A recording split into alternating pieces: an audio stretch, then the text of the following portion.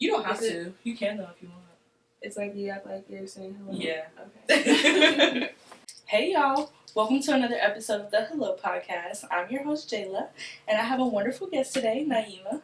Naima's here to talk about her documentary, Sex Talk, and we're going to have a great conversation about sex, relationships, different types of sex, the whole gamut. So we're very excited, so let's get into it.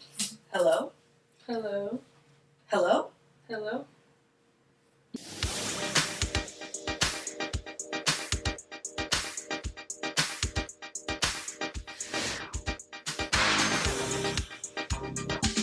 So that you know, I'm obsessed with them. I'm obsessed with them. Their new album is amazing. Yes, the Age of Pleasure. Yes, speaking of pleasure, that's perfect. So, introduce yourself, please. Yeah, so I'm Naima. I'm a filmmaker, and I'm currently working on a documentary called Sex Talk. And Sex Talk is basically my attempt to normalize kind of like conversations around sex in the Black community.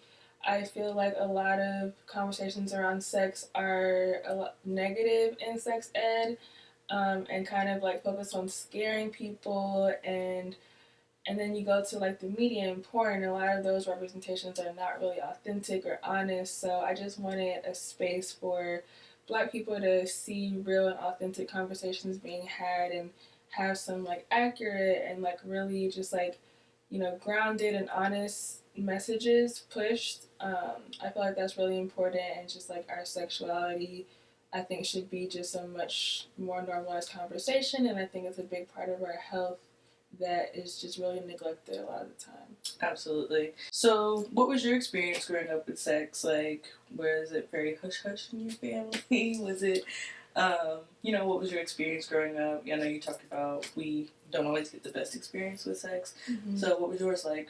I feel like I had a more positive experience and a lot of different like stories I've heard. Mm-hmm. I think maybe that's partially because I didn't grow up religious, so I wasn't getting messages of like, you're going to hell if you have sex. I didn't get like, wait till marriage. My mom told me that sex can be beautiful when it's with someone you love. She was saying some things about masturbation. I don't remember exactly, but I think she was just like, that's like the healthiest way to have sex, or just like the safest way, not the healthiest. And my dad was just like, use condoms, protect yourself. So I think like I appreciated that, not having that shame from that area, but I think just like in school and like in the media was still getting those really negative and toxic ideas about sex, and I think that kind of like overshadowed what they were telling me a lot of the time. So I think it made me like maybe more comfortable than most people, because I remember like I was like masturbating from a young age, and I really wanted to like talk about sex with my friends, but it just like felt like they weren't super open to it. So I was like, okay, I'll just keep it to myself, all my experiences, and so I think just not having that like well-rounded like positive like messages in every area of life, I still felt like shame, and like still didn't feel like I could talk about it openly. Like I would hear like guys talking about it and stuff. Right. So yeah, what about you? So me, I grew up, I guess you could say, Christian. So it was more of a, we didn't talk about it. My mom definitely talked to me about it more than my dad did. I think it's just awkward for dads, I guess. But my dad, the first time he said anything to me, I remember he was dropping me off at school to college. I think we had just spent the day together or something. And he was like, make sure you're being protected. Make sure you're using condoms. Like, it was just like out of nowhere. I was just like, okay, see you later. And he's like, make sure you're using condoms. And I was like, oh, okay. But I mean, at that point, it was like I had already been having sex, and I kind of had already been taking my sexual health very seriously. Mm-hmm. Versus my mom, it was like, I guess, kind of high school. I had a boyfriend throughout high school. And she was like, well, if you feel the desire, you need to tell me, because we need to get you on birth control and all these other things. Mm-hmm. And then when I was like, I feel like I might, let's get on birth control, she was like very upset by it. She was like, oh, I can't believe you. This is so selfish. Like, I was like, what? I was like, I felt like it would be more selfish to end up getting pregnant and having a baby and trying to figure that out. And my parents used to always say, or at least my mom would always say, if you have a baby, I'm kicking you out. Mm-hmm. So it wasn't really a conversation. It was just like more shame and fear surrounding it. So I think that's probably a major reason it was of interest to me. I was like, what is this scary taboo thing? Like, I don't understand what's so scary about it. Again, I started masturbating from a young age and was kind of interested in, like, just sex in general, like, with all types of people, like, 2 women, 2 men. And it was definitely a lot very young, but it's like the internet was the only place to ask. Yeah. So that's kind of what my experience was, which is very unfortunate, but I can also understand the fear as a parent. So you said you learned from the internet, and yes, like, that was not a positive, like... Yeah, like, mostly porn, and then I think maybe in high school, that's when more, like, there was more, like, YouTubers that had, like, tip videos and advice videos. That's how I found Shan Boudreaux. Yeah, me too. Yeah, and then it was another lady. I think her name was Adina Rivers.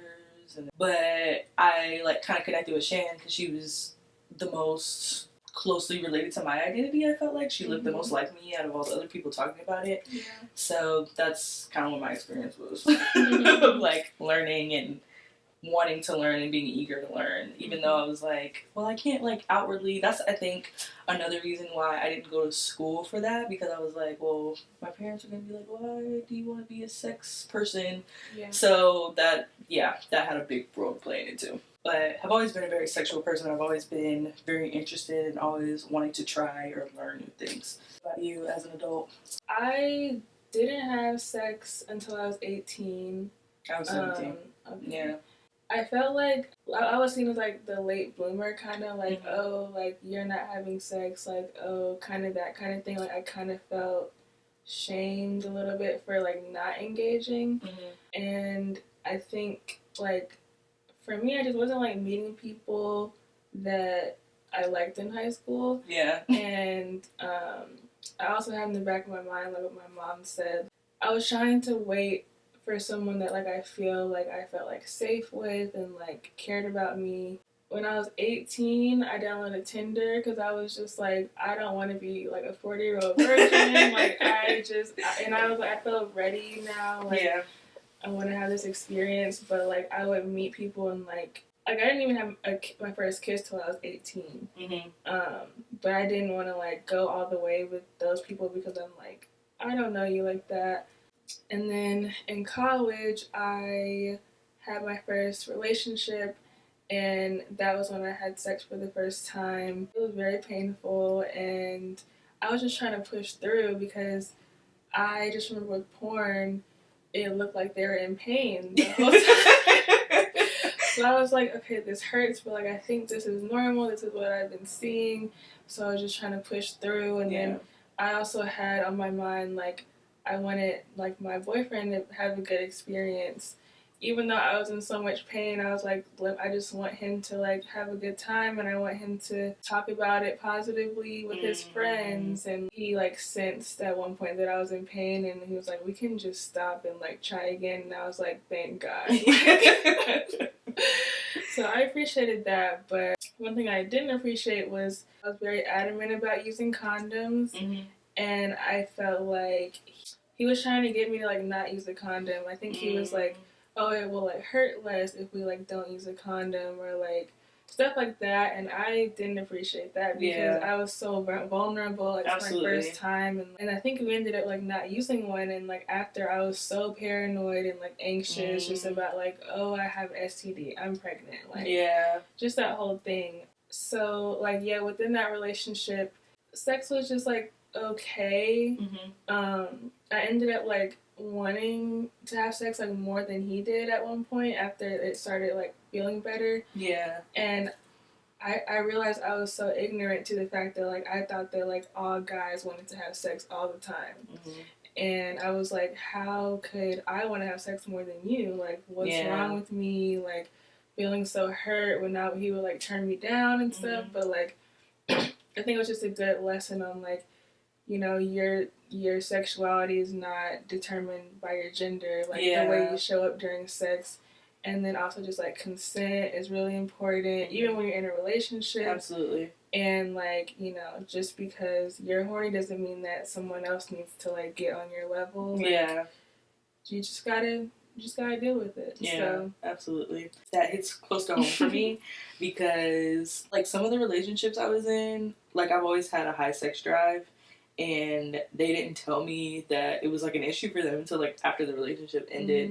And it was like, I feel terrible. Like I feel like I was like coercing them, or I was like this crazy like sex demon or something. And I was like, well, why wouldn't you say like, oh, I don't like that, or you know, I'm not in the mood, or you know, whatever. But it's obviously we're all young. Like we were both the same age, like trying to navigate like sex and what that means in a relationship. What do I really want when I want sex? Like, what am I actually trying to achieve? And like, I feel like with my ex, like I wanted to connect, and I feel like sex was the only way that I could like think about doing that. But I was like, okay, what are other ways we could connect? Like, we don't have to have sex to connect. So I think like that's something that I try to think about. It was like mismatch, like what are you actually getting at? Yeah. You know? Kind of walk me through how you got the idea for Sex Talk and how you wanted to put it into place. Yeah, I've just like always been really interested in sex. And then like after like my first relationship, I wanted to like explore and like see, because I felt like we weren't the most sexually compatible. So I was like really like, I want to see what sex is like with other people. And so I was exploring, and you know, it was fun at times, but a lot of times it was not the most fun. I was just noticing like something was missing, and I was just getting frustrated and like really wanted to understand like what was the problem here, because I just kind of felt like the potential of sex was greater than what I was experiencing, and I was just like, okay, what's missing here? And then I've always been interested in film too, so just having these like two interests, I was like, I need to like combine them. And so I was hesitant because I didn't know like what angle I wanted to come at it from. There was actually someone I met in college who was doing a documentary about sex and looking for people to interview, and I was like, I want to be interviewed. And it just felt like amazing to just like talk openly about sex, like talking about things I've never even like said out loud or like talk with someone. It just felt so freeing. And I was like, okay, you need to stop playing around. You need to like just do this thing that you really want to do. Yeah. And when I was thinking about like the angle, I was like, okay, I want to see like just Black people talking about sex, because we have a different experience than like white people or other races. Like there's just so many like stereotypes and just like history and trauma that kind of like play into how we approach sex and like the ideas we have about sex and how we're supposed to show up. And I wanted to see those experiences talked about. I wanted to see more of a wide range of experiences talked about. And I just feel like there's like sex is such an expansive like topic, and I feel like there was just so much room to cover. Yeah. So yeah, I was just like, what are the things that I want to see talked about more? I wanted to see masturbation talked about more, people's experiences with religion and how that played into their sex lives and how they dealt with that and maybe overcame that shame, and how people were overcoming the shame associated with sex and how that played into their sex lives. Casual sex, and like, if you want to have casual sex, what's like a healthy way to navigate that? Normalizing sex outside of a relationship, and like, what are the ways to approach that? What might that be like? What are some tips? I wanted to talk about like performative sex versus pleasure-based sex. A lot of times we're just copying what we see in porn or movies and not realizing that that's acting. And like, you know, what does it look like to actually have a pleasurable experience, and like how do you get to that point, and how can you know when you're having like an authentic experience.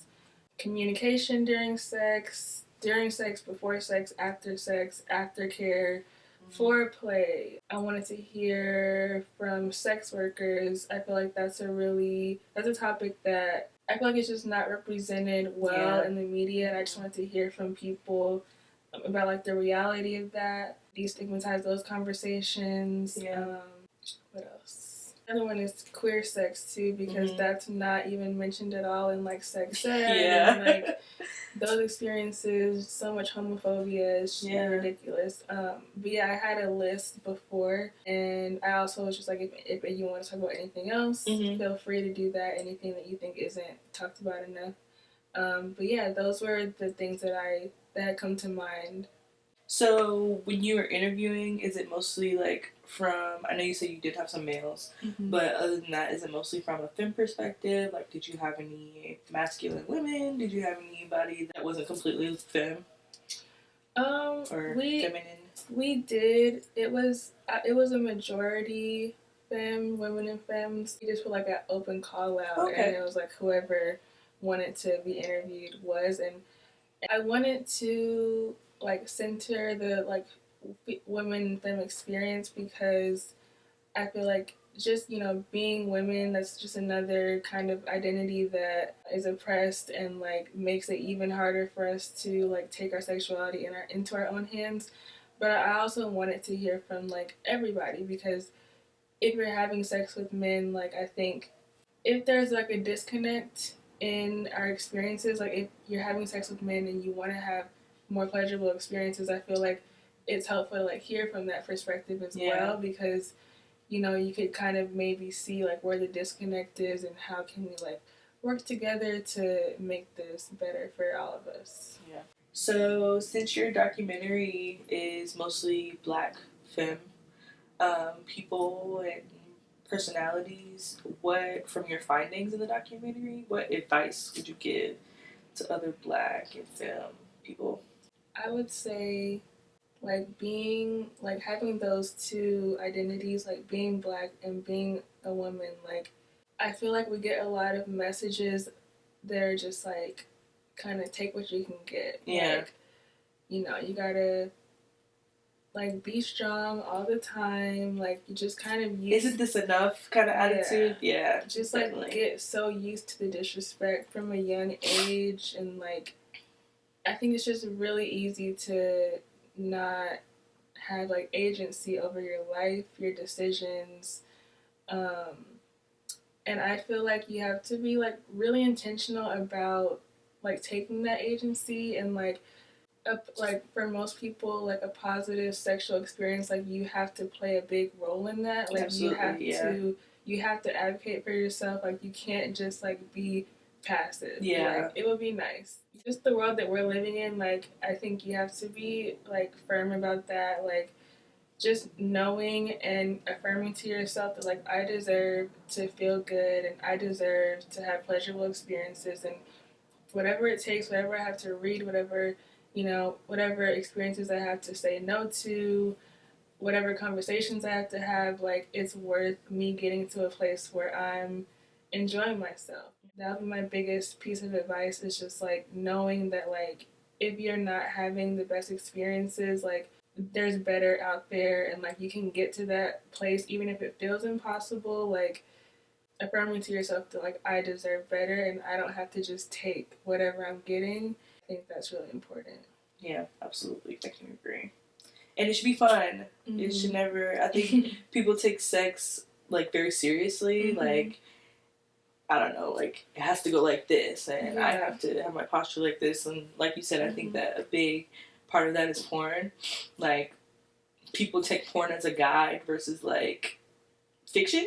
They think like, oh, it has to go like this, or it has to be like this, and like that is made up. That is a fake world, and it's like a movie. It's a fake. It's fake. It's not exactly how it's gonna go. It's not a guide. It's not realistic for anybody to uphold. So in terms of like the seriousness, like I think another part of just being a black femme, like you're put into this box of like how you're supposed to act during sex or just like in life or whatever. Yeah. And on top of that, porn, like you feel like you have to act a certain way, but like I feel like sex is a big part of your personality. Like everyone has unique personalities, so like everyone's gonna show up in sex in a different way. Yeah. And I feel like that is really how you have like the best experiences, like figuring out who are you authentically and then feeling safe to be that person during sex too. Yeah. And getting to know yourself like even outside of sex and just like how can you bring that all of yourself into this experience. Yeah, and I have a partner who allows that and makes you feel comfortable and affirms you in ways that make you want to be yourself during sex. I feel like that's an important part too. Because sometimes we get with people who are not it. Yeah, and not going to do anything for us. Yeah. You're not the problem. Yeah. You know. Yeah. As far as like making sure people are comfortable and making sure black femmes have a voice, do you believe that there is a world where we can change the way we view sex and the way we operate, and what do you think we need to change to make that possible? Yeah, I asked everyone like, how do you define sexual liberation at the end? In music, there's a lot of like sexual like content, so it's like sex is not like suppressed in all areas of our lives, and like I guess some people might think that means that like we're doing good, like everything's good, but like I think that there's still kind of this like expectation on people to like show up in sex a certain way or like be super freaky or like whatever, you know, the current expectation is. And I think that I don't know if it's like an overcorrection, but like I think that it shouldn't be like this like binary thing, like either, you know, you wait till marriage or you're just like having sex all the time. And like I think that we should be focused on like making sure that every different kind of experience is represented and is normal and is okay and is like it's okay to like transition between these different spaces. And like I just think we need more diverse representations of like what your relationship with sex can look like and tools for each type of those experiences in attempts to like normalize conversations around sex. Some people might feel like, well, maybe I don't want to have sex. Maybe I'm asexual. Maybe I have a low sex drive. And like they might think there's something wrong with them, and that's not the case at all. Like allowing everyone to have a voice and not kind of having this like idea of like what your sex life should look like. Yeah. Validating all perspectives and all types of relationships. Yeah. I think that is a major part of it for sure. Because I always say, I feel like there's someone for everyone. And with social media and the internet, I feel like it's easier than ever to find those people. So there really should be no reason to shame people or make them feel like their experiences are exclusive to them, because I feel like even if in your small town there's no one like you, there's someone in the country or in the world that shares those same sentiments and thinks like you do. So what were your findings from your male participants, the few that you had? I found that like the same way, not the exact same way, but like black women, black femmes were kind of put into this box in terms of how we're supposed to show up sexually. They also have a box. Like it's just very repressive. It's very like, you know, they're not allowed to be authentic either. Like we think that like, oh, like guys are just so sexually free, but a lot of them are not able to actually do the things they want to do during sex. There's so much like homophobia and like they're pressured to have sex early. They're pressured to have all these different kinds of experiences to validate their masculinity. And that's just another box. Like, just, I think there's just a desire on both ends, on all ends, just to be able to show up authentically and be who you are and not be ridiculed for that and not people assigning labels to you based on how you want to show up sexually and how you want to explore. I think that was just, I felt like there was like that similarity in terms of just wanting to be authentic and wanting to like try things, and like there's a lot of shame in that area too. I feel like also for Black men, them being fetishized and really feeling like they have to uphold this standard that society has just given them, very similarly to how Black women have been fetishized over the years. I'm glad now we are starting to listen to each other. So I'm glad that you're creating this space where they feel free to talk about it and open the conversation. Like I said, I came up with that list of things that I thought should be talked about more, and then I would ask all my participants, like, is there anything else that you feel like should be talked about more? So I was wondering, for you, is there anything that you feel like should be talked about more in terms of sex and sexuality? You mentioned it, but definitely queer relationships. Like you said, it's not even mentioned in sex ed, especially because people treat gay people and trans and queer people like they're new. And they're not. We've always had queer people. We've always had trans people. Like, there's lots of indigenous cultures that recognize as gay and queer people as leaders. So it's very interesting that we over here try to hide them away. So definitely queer relationships. I feel like majority of people we interviewed were queer, and a lot of times they were people that were saying like they didn't realize they were queer till like later in life. And there was a lot of conversations about like compulsory heterosexuality. Yeah, that was really interesting, just hearing that over and over again. And just like how pervasive homophobia is. It's like so sad.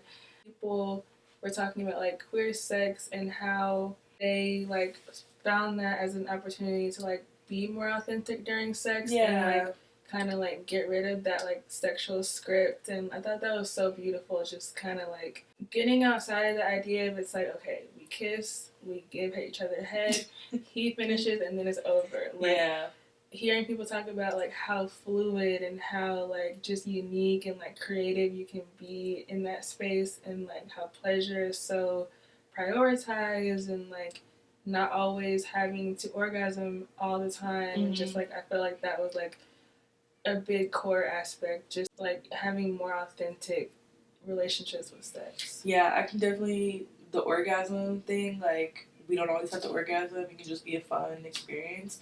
That's something I feel like a lot more people need to talk about as well, because it kind of feels like sex is this like goal oriented. Yeah, it's very goal oriented. We lose the intimacy part of it because we're just trying to rush to the goal. That's something I can definitely agree with. With having my first queer experiences, that's when I felt like, okay, I can be myself. I don't have to be this porn star. So, yeah, that was like the first time that I can actually say that I felt like, okay, let me just actually like focus on the pleasure and the fun part of it, for sure. Yeah, I can definitely agree with that. There was one thing, another takeaway that I found, like, a lot of people were talking about how, like, they were having consensual experiences, but, like, they still weren't positive experiences. Yeah. So I thought that was interesting that, like, we are pushing consent, which is great, but, like, I feel like there's still so much more to talk about in terms of, like, how to have a pleasurable experience, like, you know, just, like, different ways to communicate and different, you know, ways to feel safe and different ways to like get to know yourself. Like I feel like we need more tools in that space, and I feel like it shouldn't just like stop at consent. Like there's a lot more to explore. Yeah, I agree. I feel like now that we have kind of overcorrected to like make sure you have consent, make sure you're, and then it's like, okay, what happens after that? So that is a great point. I feel like obviously sex ed isn't supposed to teach us to have sex, but I feel like curriculum should be different as far as sex ed just kind of makes it the scary thing, like exactly. I mean, girls, you're gonna have sex and you'll die.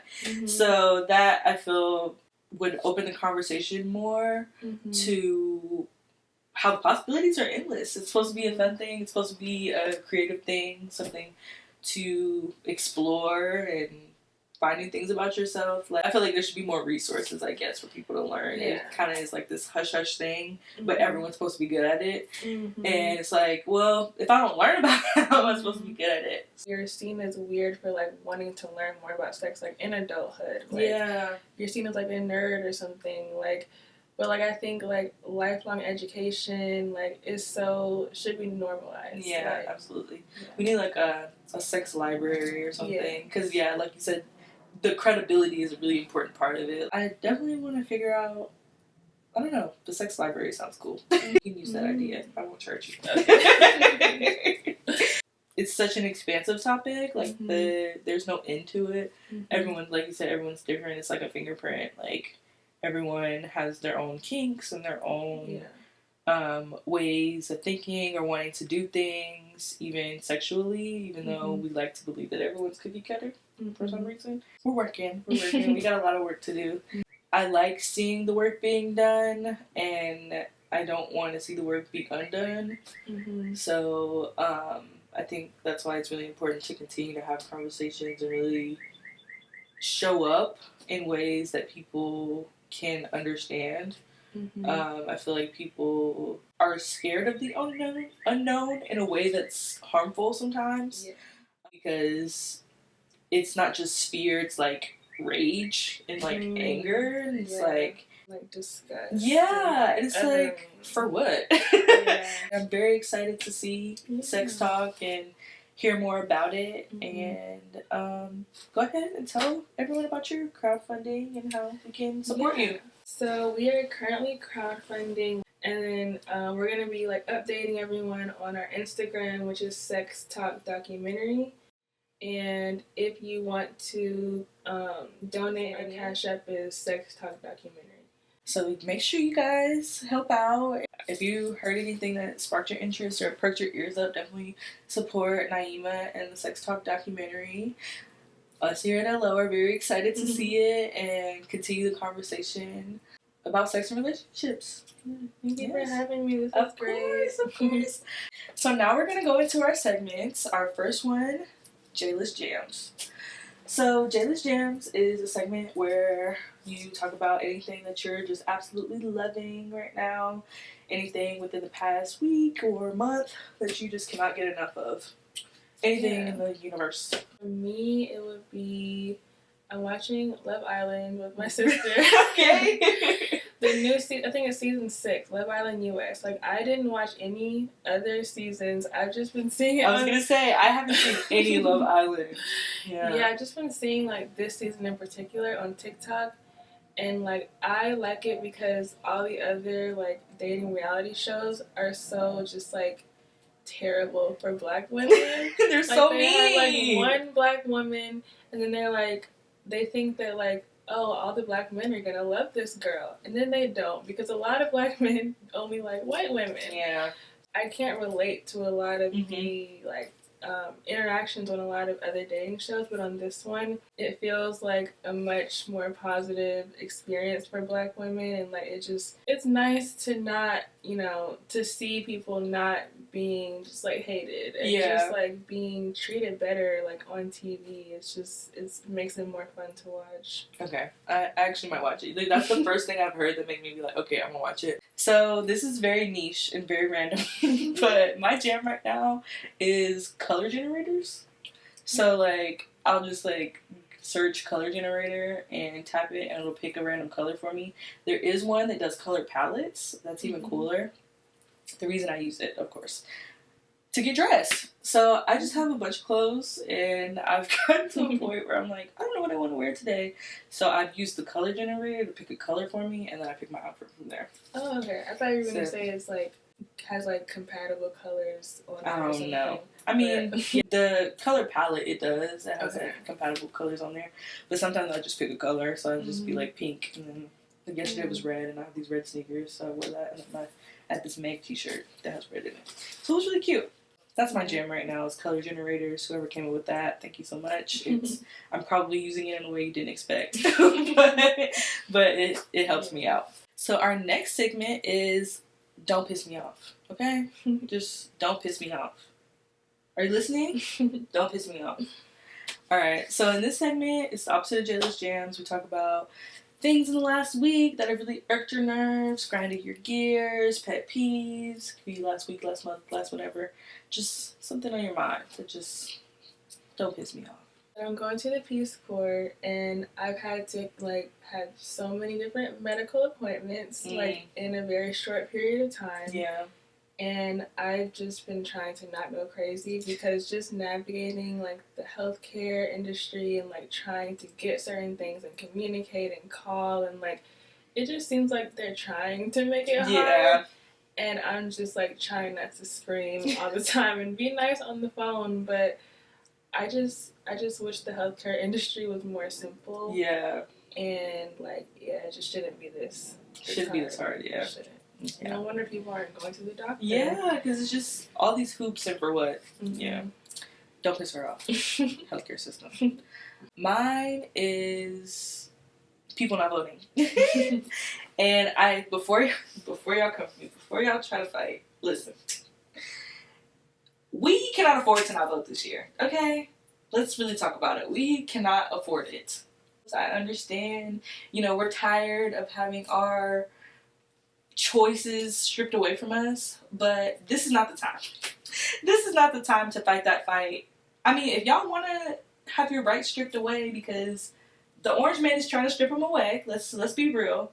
So if y'all want that, okay, fine, do whatever you want, but we can't go backwards in time. That's ridiculous. Let's not go backwards. Let's continue to go forward, and let's make a big fuss at another time other than around election time. Let's do that. Let's do it, at our earlier polls, at our primary elections. Let's do it, with the Supreme Court issues. Let's make a big fuss around other times that aren't now, where we have to vote and pick a leader. And let's pick the leader that's less likely to strip our rights and become a dictator. That's it. Thank you. Please don't piss me off. Thank you.